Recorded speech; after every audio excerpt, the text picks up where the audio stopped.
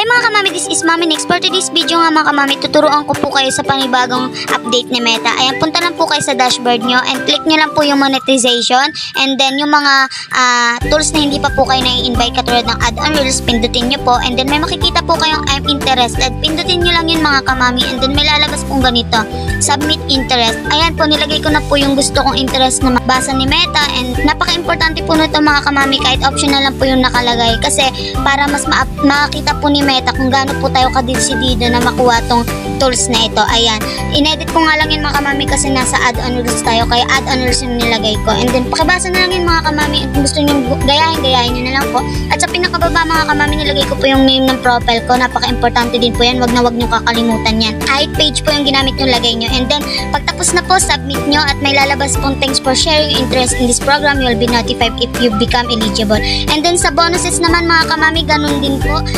I'm interested, click nyo lang po yun, tapos submit nyo lang din po ulit, pinace out ko lang yun. Ilagay nyo nga lang lahat dyan ng interest nyo mga kamami. Pagkatapos nyo po ilagay, isubmit nyo na po yan, and wait lang po tayo ng ilang araw, manotify tayo ni Meta kung eligible po ba tayo sa tools na ni-request natin. Ayun lang mga kamami, maraming salamat sa panonood.